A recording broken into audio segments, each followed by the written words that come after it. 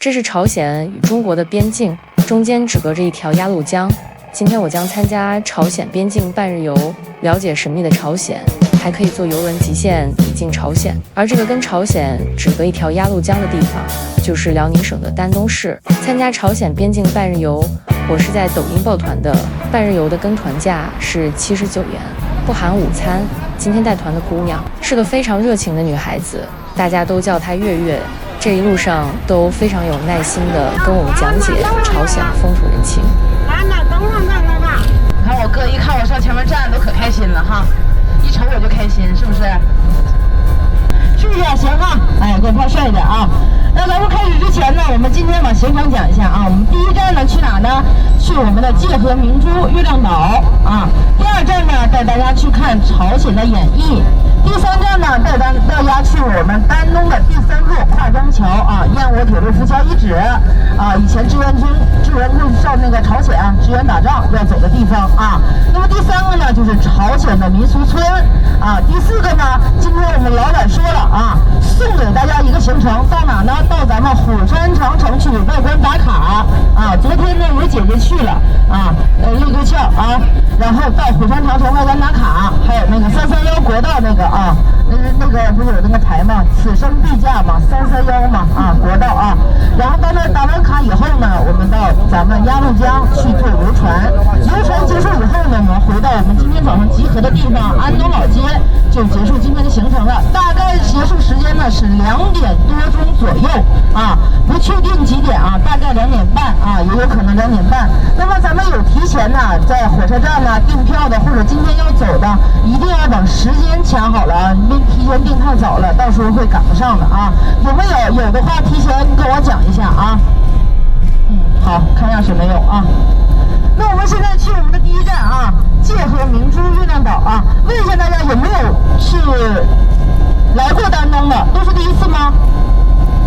第一次啊，那好了啊，那我咋讲咋行啊，哈哈哈哈，开玩笑啊，开玩笑啊啊！那咱们众所周知啊，丹东是一座红色之城，也是个英雄之城啊。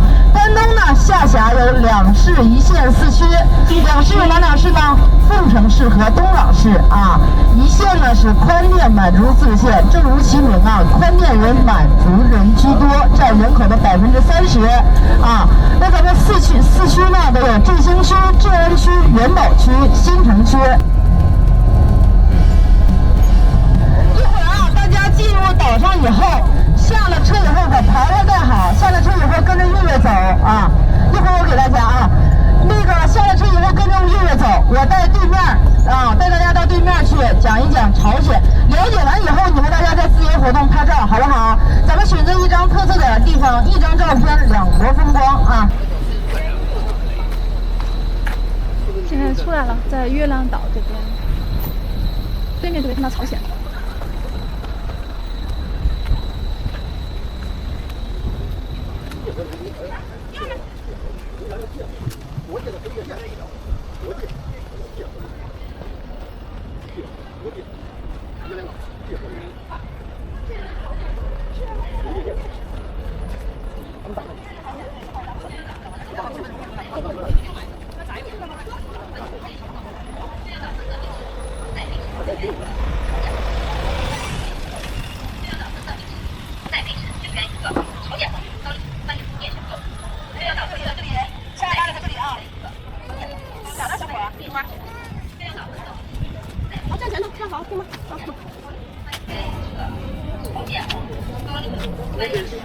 对面就是朝鲜，非常近哈。有请您过去，来这边，来，姐来这边，来这边。朝鲜第4大城市新义州啊，也是朝鲜比较富有的城市啊，比较自己加工的比较多啊。朝鲜这个国家呢，虽然穷啊，但是他们的资源呢、物资呢特别丰富啊。比如说，你看朝鲜有句话叫“8山一水半分田”，半分道路和家园，什么意思呢？在朝鲜80%全是山脉，都是长白山余脉，只有5%呢是他们的农作物土地。所以呢，他们虽然穷，你看吃的东西少啊，土地少，但是他们要开荒地，山上都基本上山坡坡上面全是地，这一块地肥了，那一块地没有了。但是他们的物资呢非常丰富啊，咱们以哪辨别呢？大家可以看看啊，他们对面有很多烟囱啊，但是你看不见他们的房子，你能看到他们的烟囱啊，那都是他们自己的加工厂啊，他们有水晶加工厂啊，包括他们的黄金加工厂啊都在这儿，还有他们的造纸加工厂都在这儿了啊，所以这就是他们的啊，算是比较富的。包括以前对面是什么呢？以前对面是造船厂。啊，现在不造船了啊！现在不造船了。那刚才有姐说了啊，说游过去啊。那有人可能也想了，说我游过去到朝鲜行不行？举个例子啊，咱们鸭绿江呢有2大特色。第一呢，它不按国际惯例以中间或者航线部分去划界。那说中朝两国这鸭绿江归谁呢？有人讲1人1半啊，还有人讲是归朝鲜，还有人讲归我们中国。我跟大家讲，鸭绿江是什么呢？我们是以中朝两岸为界。举个例子啊，如果哥说了我水性好，我要游过去，你可以游过去啊。你游过去之后，你就发现朝鲜的士兵向你奔来啊。那你如果说朝鲜人来我们这边怎么办呢？抓回去了之后，直接就被枪毙了啊。那我们过去了又怎么样呢？朝鲜士兵给你抓住了，他不会有生命危险啊，但是会拿你向中国索要人民币30万，马上给钱就可以了啊。这是说鸭绿江，你说你游过去，你的双脚只要不离开水面，你都不算越界，你只要到岸上了，那就你直接就被人抓回去了啊。哎，这个是，而且大家可能现在距离啊比较远，看不到。今天下午我们坐船的时候，大家近距离看一看啊，在朝鲜基本上50米左右就会有朝鲜的明堡、暗堡啊，里面都有当兵的在把守啊，这趟边境线上都会有的啊，都会有的。这就是说丹东的鸭绿江第一点。那第二点呢，咱们丹东啊，鸭绿江跟黄海相连啊，可能来丹东旅游的都知道哈，说丹东啊大黄蚬子好吃，对不对？哎，为什么它好吃呢？因为它生活在2活水里面。当鸭绿江退潮以后，海水倒灌啊，所以丹东的海鲜除了鲜以外，还含有大量的钙元素，也非常好吃的啊。然后朝鲜呢，咱就先聊到这儿，留点神秘感。上车了以后，一会儿多跟大家聊一聊啊。我看大家都心心念念想过去看朝鲜，看能不能看到朝鲜帅哥啊。但切记啊，你别游过去啊！你游过去了，你要是就想过去，不行，下午找个近一点的地方啊。咱们丹东有个景点叫一步跨。啊，我可以带你跨过去，但是跨回来我就不管了啊！跨回来你还得拿钱，对不对啊？哎，咱开个玩笑啊！所以咱去拍个照片，9点50咱们车上集合，在哪下车在哪上车，上车以后原车原位啊！感谢大家配合，咱们去拍照吧。上车以后约着跟大家多聊一聊，好不好？哎。9点50过来。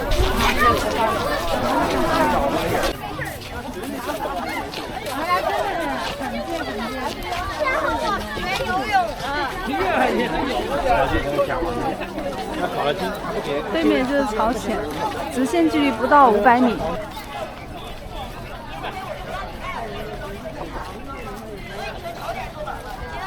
这边是另外一个旅游团的。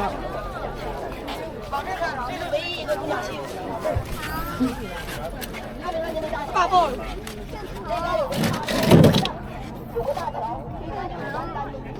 爸爸抱着啊！第一站，我们来到了月亮湾。这里的望远镜使用1次10元，可以通过望远镜看到对岸朝鲜。这是我用手机放到最大拍摄到的朝鲜。这个地方看上去还是比较破旧的。据导游说，天气好的时候，对岸还有光着膀子的小伙在那里干活。今天可惜没有看到。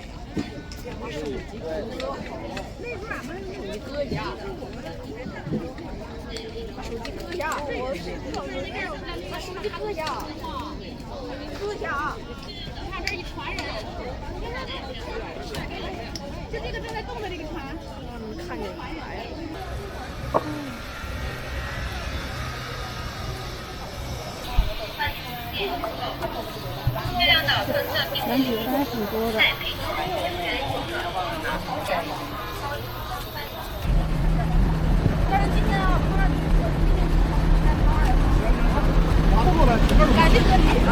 很多人以前以为啊，说咱们丹东的鸭绿江大门呐，说哎是小日本鬼子，但实际上是我们中国啊50万大洋的啊。那接着跟大家聊啊，来所有的帅哥美女们看向我啊，一会儿你们都看向对面了，因为活都去朝鲜去了啊，说能不能上朝鲜去啊？朝鲜啊，幸福指数还是很高的啊。跟大家讲一下啊，我们一会儿去啊看朝鲜的小美女啊，到那儿去看朝鲜的小美女，她呢会给我们带来歌舞演绎啊。如果呢当朝鲜的小美女啊到你的身边去啊，尤其是长得帅点的哥哥啊，喜欢的话啊，他要去拿手拉着你的手上台唱歌的话，你不要害羞啊，大方点的上去跟人唱一唱啊，对不对？跳一跳，好不好？你看我姐马上会动手了，一会儿告诉我哥说啊，千万别害羞，别腼腆啊，你就大方上去跟人唱一唱啊。然后呢，跟大家讲啊，在朝鲜你一会儿看一看，他们能过来的，能从朝鲜过来的这个美女服务员啊，他们这个朝鲜呢，基本上一个月工资的话挣不了多少钱，但是能出来到丹东打工的，基本上在朝鲜都属于大学生，而且必须是舞蹈、唱歌都好听，包括乐器，他们都专门培训的啊，才能来到这边。你要有一项不合格都不行的，都属于高官达人的子女啊，普通人家庭的孩子是出不来的。他们一个月在这边工资多少钱呢？如果是人民币3000块钱工资的话，要上交给国家2500到2800不等，剩下的才是自己留的啊，剩下的自己留。但是大家可能想了啊，这个钱够不够花？就留那点钱。我跟大家讲，够花啊！而且他们出来呢，都是有社长领出来的啊，必须是统一出去采购才可以，所有的行动都是统一的，单独行动是不可以的。包括刚才有人想说去朝鲜玩，我跟大家讲，去朝鲜啊，疫情以前我们去的时候啊，去朝鲜那个时候你去，我们都是跟着师傅去的。去朝鲜玩不是说你想拿手机拍照你就可以拍的啊，有导游啊。我们要是去了呢，我们就相当于属于地接全陪。到朝鲜呢，朝鲜会给你安排一个朝鲜导游，还有翻译啊，还有一个专门的人看着你干嘛呢？比如说你要到了平壤，他可以让你拿手机拍照啊。为啥呢？因为平壤这个城市好啊，那是朝鲜最好的城市啊，最好的地方啊，他让你拍一拍，好宣传呐。你要是你到朝鲜的村里去溜达溜达，那你手机你不想拿出来，不让拍啊，不让拍，不让你宣传，他会盯着你的。而且到一个地方的手机就收上来了，你可以看啊。这是朝鲜，为什么说有神秘的城市啊？在朝鲜啊，朝鲜跟大家多聊聊朝鲜，我看大家都愿意聊听朝鲜啊。朝鲜是现在现存的纯正的无产阶级主义啊，好比60、70、80年，也叫什么呢？也叫计划经济分配制啊。用的什么呢？公银票、粮票啊，剪头发有剪头发的票啊，不用布票。如果说朝鲜一个男人的工资啊，折合成人民币，有没有知道多少钱的？猜一猜，猜对有奖啊！好比60年、70年、80年，折合成人民币一个普通男人的工资，3头50，有个具体的数字，300，还有没有猜的？猜对有奖啊！那也太少了。那8块钱太少了，都不够我买2瓶水喝的。啊，80啊，不对。还有没有不一样的答案？啊？再来最后一次机会啊！猜对有奖，拒之记忆也可以啊。哎，哥答对了，来奖励哥啊。那一会儿给你拿啊，包在后面了，一会儿给你拿啊，奖励哥啊，折合成人民币40块钱啊，40块钱一个月工资。我问大家一下，够花吗？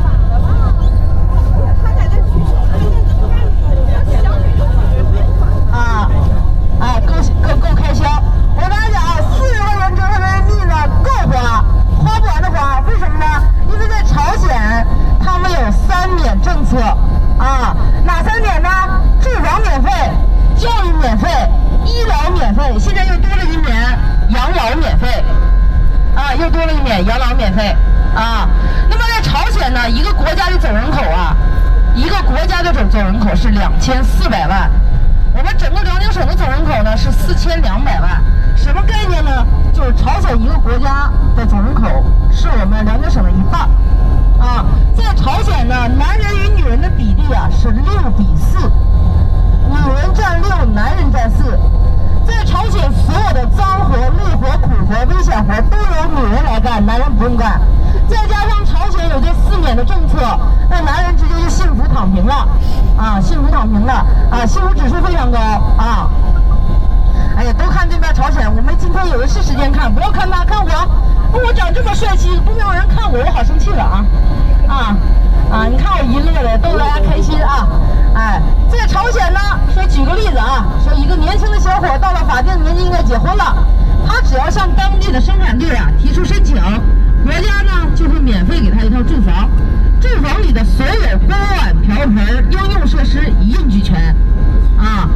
那你说这些东西给了，还要给什么呢？朝鲜要给什么呢？要给3金1饷，这是人家结婚要给的，是朝鲜的奢侈品。3金有哪3金？这就是过那个打仗那啥。哎，金镯子、金项链、金戒指，现在多了一个叫金耳环。你要看见朝鲜的小美女戴上耳环、耳朵往那她基本上就是结婚了啊。没有的，但是基本上能来单能工作的这个朝鲜美女都是订婚的状态啊。哎，这就是他们的3金。有没有知道1饷呢？猜对有奖。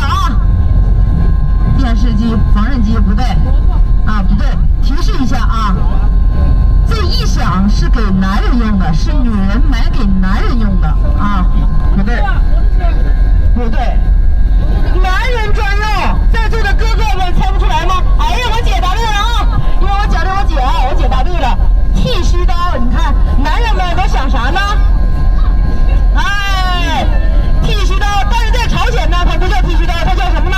它叫割草机啊，因为他们的男人胡茬呀又硬又粗，所以呢他们就用那个割草机割啊，割草机剃须刀，他们叫割草机。他们的那个割草机剃须刀呢是用炮弹钢的钢头做的啊。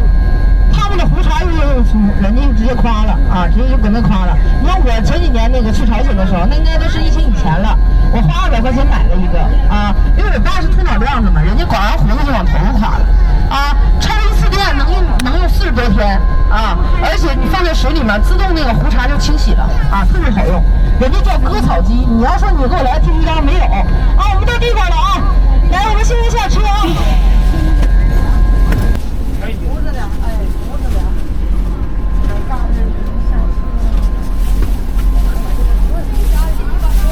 第2站来到了朝鲜姑娘表演的地方。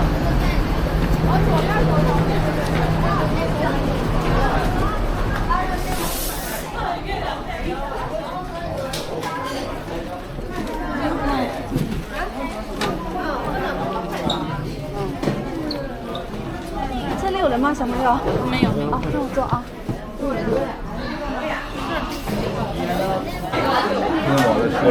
有的帅哥美女们、哥哥姐姐们，安静一下，听学长讲一下啊。咱们一会儿呢，朝鲜的小美女呢，在这个地方给大家演出。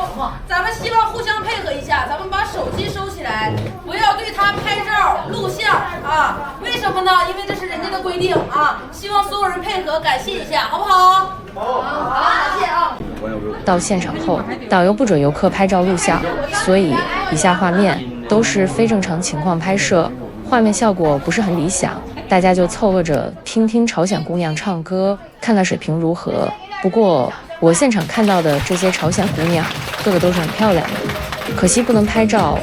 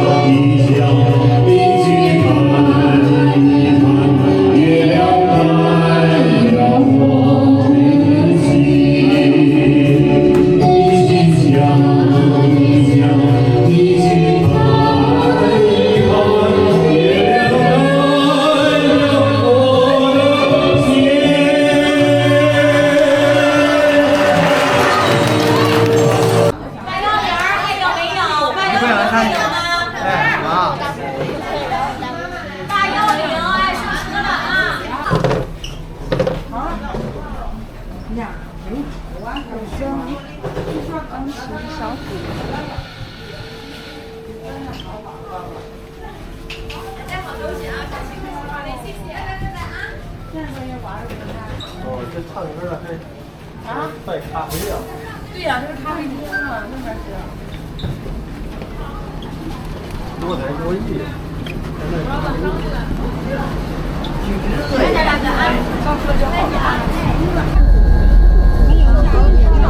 刚刚表演的这几个朝鲜姑娘，不知道是不是要去赶赴下一场表演了。他们可能到处都要走表演吧。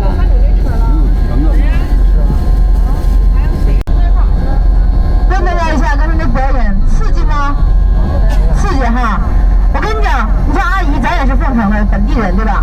在这儿，大家就算花钱出去上别地方看，看不到这么纯正的表演。为什么呢？因为今天刚才大家看到了那个搁在里面跟大家讲话的那个美女，那是我们老板啊，这个是我们有关系在这儿的，但是当然也要花钱看的啊。但是说只给我们演，没看屋里都是我们的人吗？啊，外人是想看是看不到的。而且刚才大家看了啊，这个皮肤好不好？漂亮吗？啊，他们现在都属于大龄剩女了，但是要回到国家去，他们都相当有钱啊，他们都相当有钱啊。但是在中国，在山东啊，他不算是有钱的啊，不算是有钱的啊，他不算是有钱的啊。他是再回朝鲜，他非常有钱了。但是你看，像他们没有儿眼吧？哎，但是他们能来到丹东工作的都是订婚的啊。你看人家那手指头大。我们现在去哪呢？去我们第3站啊，燕窝铁路非常遗址啊，我们去那儿。那么在这路上呢，又接着跟大家聊聊朝鲜，好不好？好。哎，接着跟大家聊一聊啊。刚才说讲到了，说朝鲜要给3金1饷，对不对？啊，刚才答对的啊，都奖励了啊。在朝鲜呢，啊，人家的奢侈品是3金1饷，这1饷叫割草机啊。那么你说朝鲜男孩结婚了，国家给的房子，对不对？然后还要给3金1饷，那是不是还应该办酒席啊？那我想问一下大家，办酒席3金1饷应该谁来负责？国家来负责吗？女方负责，为什么呢？因为女人多，男人少啊。那太不公平了啊！猜对了啊，猜对了啊，猜对了你们啊。这个呢都由女方来负责啊，也就是说你看啊，男人结婚国家给房子了，3金1饷奢侈品还得女方给买，办酒席还得女方拿钱，然后活女人干了，男人啥也不用管啊，男人啥也不用管了，这些钱都由女方来负责啊。那你说，如果一个朝鲜的母亲，他们朝鲜是计划啊，没有计划生育的，是鼓励你多生多育的，你生的越多越好。在朝鲜说一个母亲要生了3、4个儿子的话啊，那就会颁发大奖状，视为英雄母亲。你要说一个母亲生了3、4个姑娘，那完了，这辈子腰都直不起来了。为啥呢？你嫁完这姑娘，你还嫁那姑娘啊？在朝鲜呢，成年人的口粮一天只有7两，主要出什么呢？是玉米面、当归面啊，高丽咸菜、高丽泡菜。他们朝鲜呢是没有农药、化肥、防腐剂、添加剂、色素的。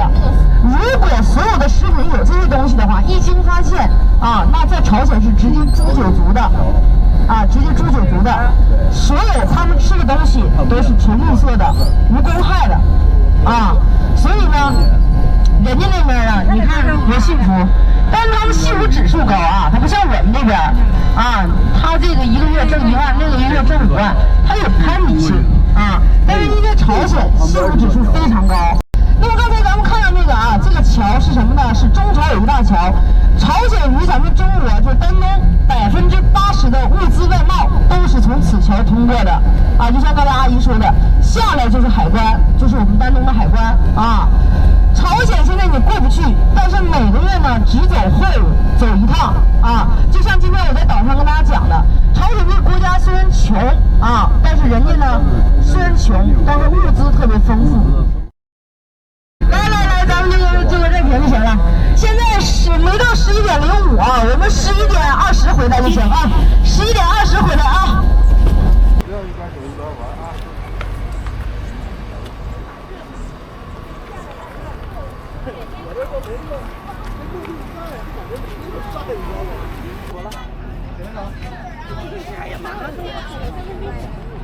卖的朝鲜烟、朝鲜钱。现在也要上小姐啊！导游刚才说啥了？不让我在小摊小贩上买东西。咱们前面的车平安站，咱们可以上车了啊！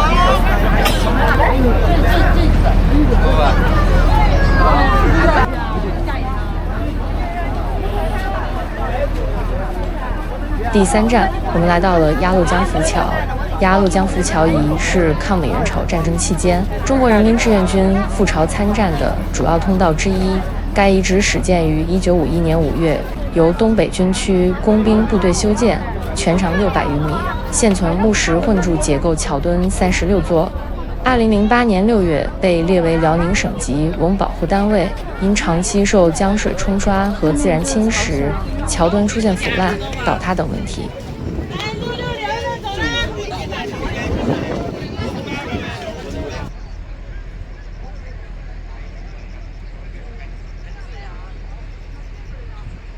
沿着这个河流一圈都是铁丝网。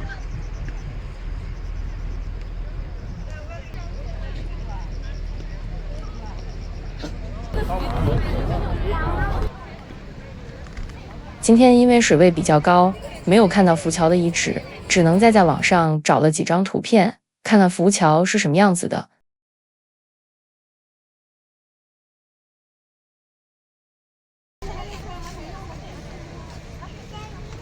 在台阶上面，有人放了几块石头售卖，买不买全靠自己的付款，这还挺有创意的。看完了，搞了。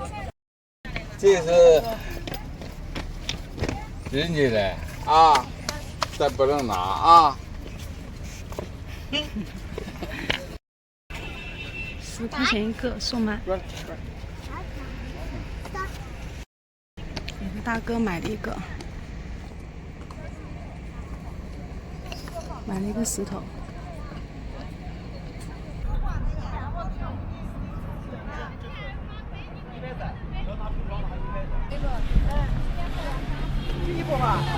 还有鸡包，这个烟还有鸡包，要就给你讲。买不着买啊？有，差不多。哎，给你别一人。